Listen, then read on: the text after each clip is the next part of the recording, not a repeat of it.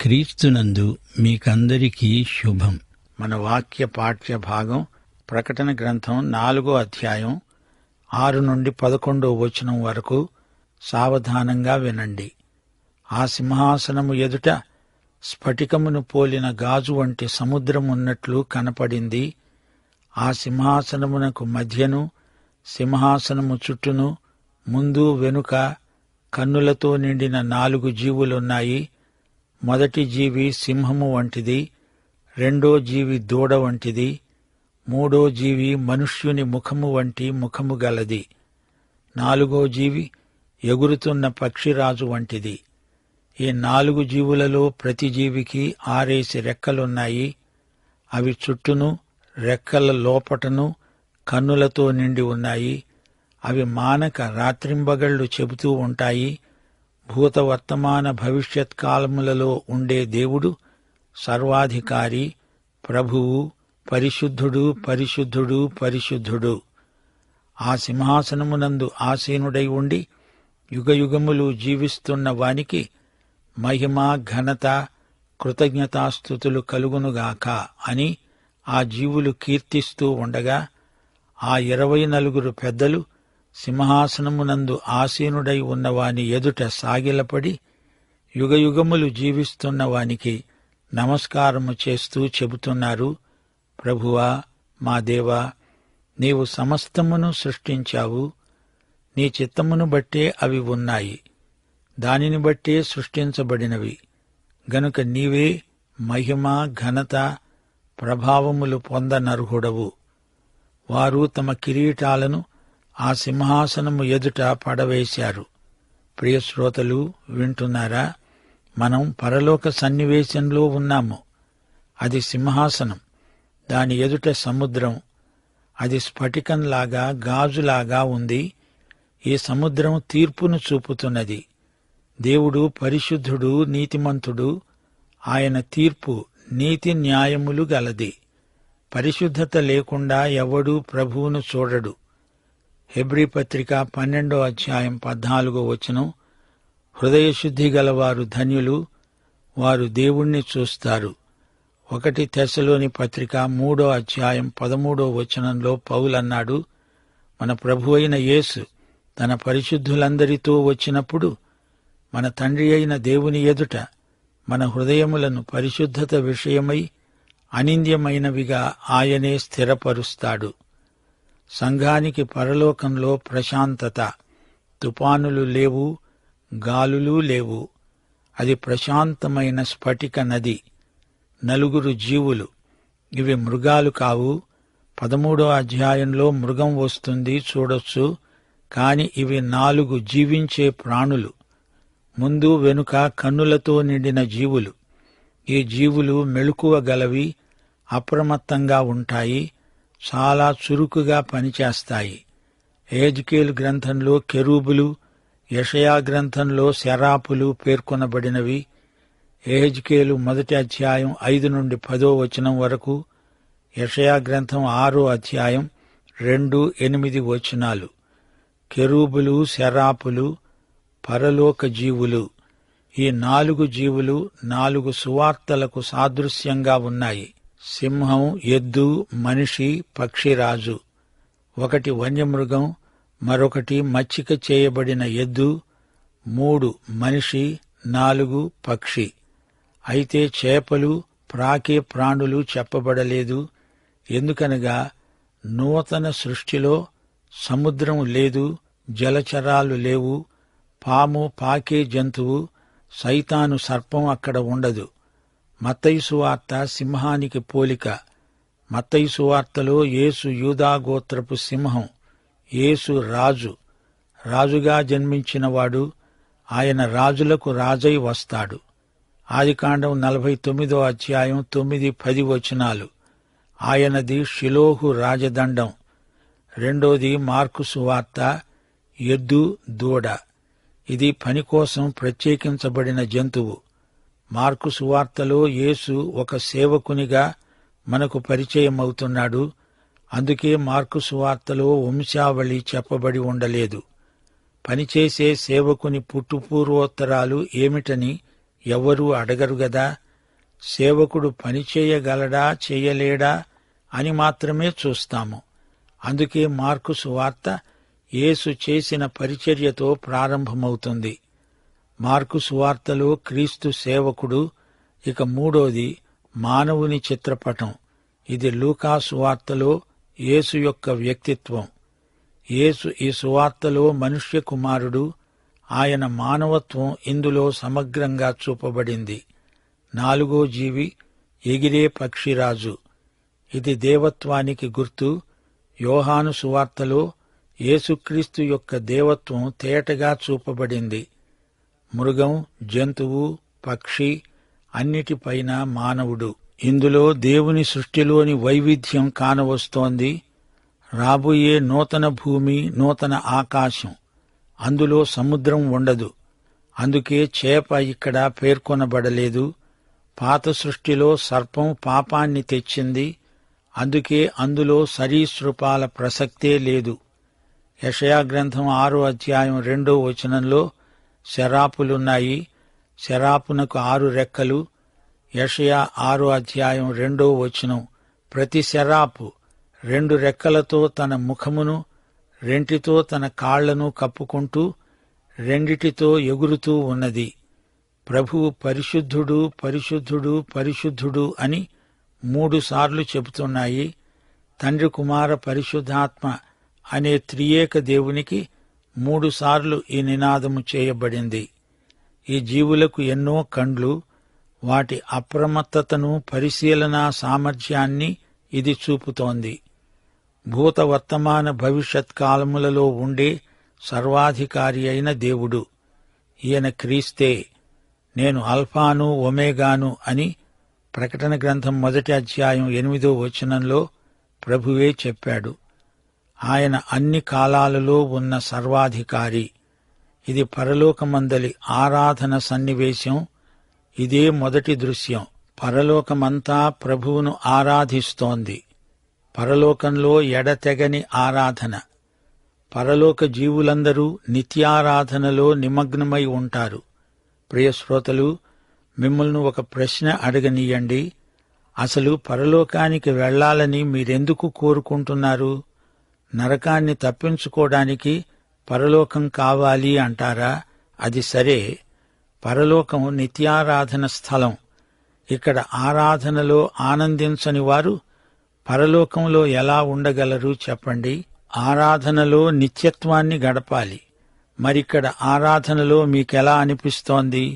ఇక్కడ కొంచెంసేపు కూడా ఆరాధనలో గడపలేనివారు పరలోకంలో ఉండలేరు, అవునా? ఒక్క అరగంట ఎక్కువసేపు ఇక్కడ ఆరాధనలో విసుగనిపించే నీకు పరలోక నిత్యారాధన ఎలా ఉంటుంది? గమనించండి. కెరూబులు, శరాపులు, దేవదూతలందరూ యేసు ప్రభువును ఆరాధిస్తూ ఉంటే నిత్యత్వం క్షణకాలమనిపిస్తుంది. సింహాసనాసీనుడైన వాడు యుగయుగములు జీవించేవాడు. ఆయనకే మహిమ, ఘనత, కృతజ్ఞతాస్తుతులు. దేవుడు ఏమై ఉన్నాడో దాన్ని బట్టి పరలోకం స్తుతిస్తోంది. గాని 24 పెద్దల సంగతేమిటి? ఈ 24 సార్వత్రిక సంఘానికి ప్రతినిధులు. వీరు దేవుడు ఏమి చేశాడో దాన్ని బట్టి దేవునికి కృతజ్ఞతాస్తుతులు సమర్పిస్తున్నారు. ఆయన సృష్టికర్త. అవును, ఆయన చేసిందేమిటి? నీవు సమస్తమును చేశావు, సృజించావు. నీ చిత్తమును బట్టి అవి కలిగాయి. నీ సంకల్పానికి నీ క్రియలే సాక్ష్యం. గొప్ప కార్యాలు చేశావు. సంఘము నీ చిత్తమును బట్టే ఉన్నది. ఆదికాండం 1వ అధ్యాయం 1వ వచనాన్ని బట్టి దేవుని సార్వత్రిక సంఘం ఆయనను స్తుతిస్తున్నది. ఈ లోకం నుంచి పరలోకానికి ఎత్తబడి సంఘం తన కిరీటాలను ఆయన పాదాల చెంత పడేసి ఆరాధిస్తోంది. నీవు నేను దేవుని చిత్తమును బట్టే ఉన్నాము. గనుకే ఆయనను స్తుతిస్తున్నాము, ఆరాధిస్తున్నాము. ఇది ఆయన సృష్టి, ఆయన సృష్టికర్త. మన స్తుతికి, ఆరాధనకు ఆయన అర్హుడు. పరలోకం తలుపు తెరువబడి ఉంది. పరలోక సింహాసనం మనకు కనిపించింది. మేఘధనుస్సును చూచాము. పరలోకంలో ఆరాధన సంగీతం కూడా విన్నాము. పరలోక జీవులు ఏకీభవించి దేవుణ్ణి స్తుతిస్తున్నారు. ఆదికాండం 1వ అధ్యాయం 31వ వచనంలోని మాట, నేను చేసినది యావత్తూ చాలా బాగుంది. రక్షిత ప్రజల స్తుతికి దేవుని ప్రతిస్పందన కూడా అదే. దేవుడు ఆరాధనలో మహిమ పొందుతాడు. సంఘం ఆయన సృష్టి, అది ఎంతో గొప్పది.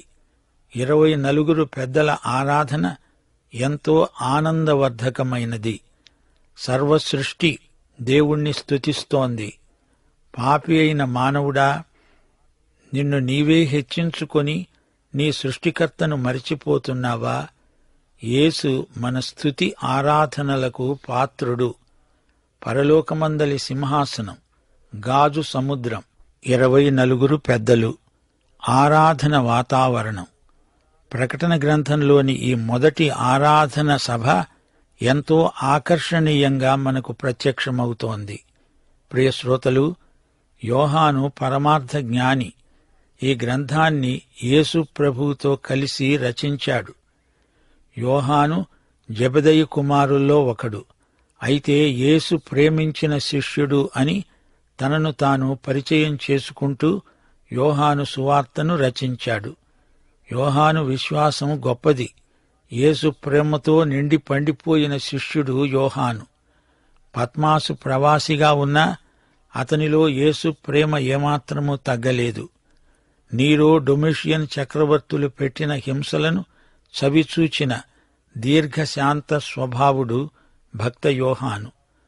పద్మాసులో ఉండగా యేసు తన రాకడను యోహానుకు ప్రత్యక్షపరిచాడు.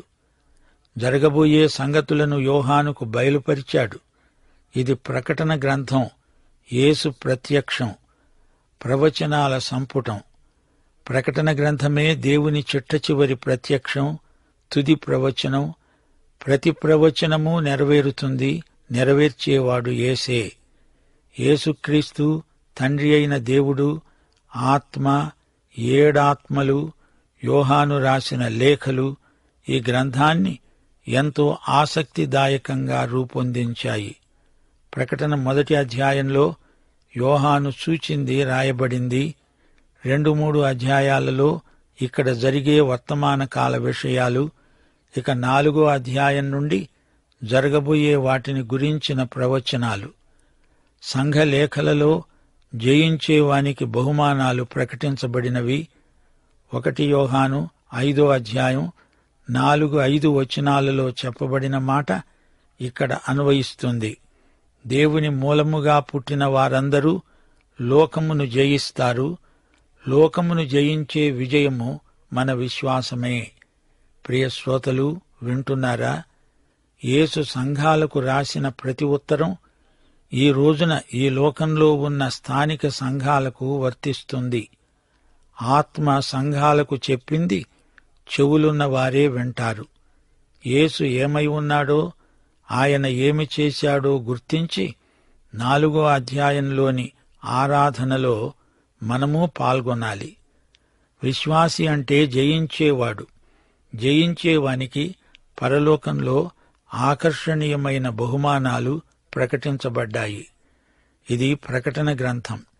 దేవుని ప్రకటన అందరూ వినాలి, ఆ ప్రకారం నడుచుకోవాలి, బహుమానాలు గెలుచుకోవాలి.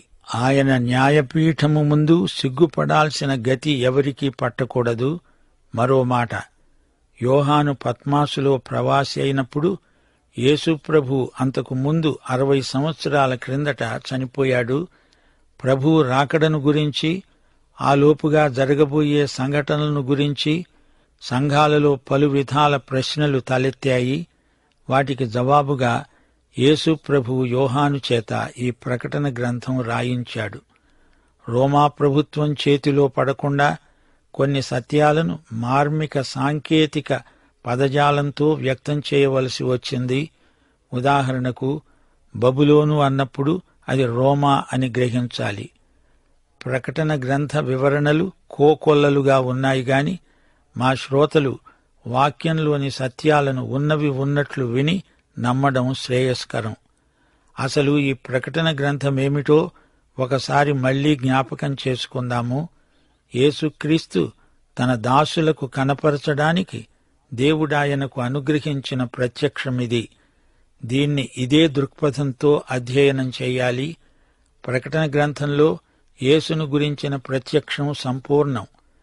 4 సువార్తలలో యేసు ఈ లోకములో జీవించిన 33.5 సంవత్సరాల చరిత్ర రాయబడింది. పునరుత్థానుడైన యేసు తన ఆత్మ ద్వారా చేసిన కార్యాలు పత్రికలలో చెప్పబడ్డాయి. అయితే ప్రకటన గ్రంథంలో యేసును గురించిన ఒక అపూర్వ ప్రత్యక్షం రాయబడింది. ఆయన సార్వభౌముడు, తన రాజ్యం స్థాపించడానికి వస్తాడు. చెడుగును తిరుగుబాటును పూర్తిగా అణిచివేస్తాడు. ఈ మహాప్రత్యక్ష విద్యుత్తుకు యోహాను తట్టుకోలేక చచ్చిన వాని వలె ఆయన పాదాల చెంతపడ్డాడు. ప్రకటన అంటే యేసు గెలుపు సమాచార ప్రకటన. యేసు మహావిజేత. ఈ రోజున మనకు ప్రకటన గ్రంథ సందేశం ఎంతో అర్థవంతమైనది. నిరీక్షణాత్మకమై విశ్వాసులలో అచంచలమైన ఆశాభావాన్ని ప్రకల్పన చేస్తుంది. చరిత్రకు యేసే దేవుడు. అన్ని సమస్యలకు యేసు రాకడే ఏకైక పరిష్కారం. 4-5 అధ్యాయాలలో దేవుని సింహాసనము నుండి తీర్పులు రాబోతాయి. ఇది పరలోక సన్నివేశం. కేంద్ర వ్యక్తి యేసుక్రీస్తే. 24 పెద్దలు కిరీటాలు ధరించారు.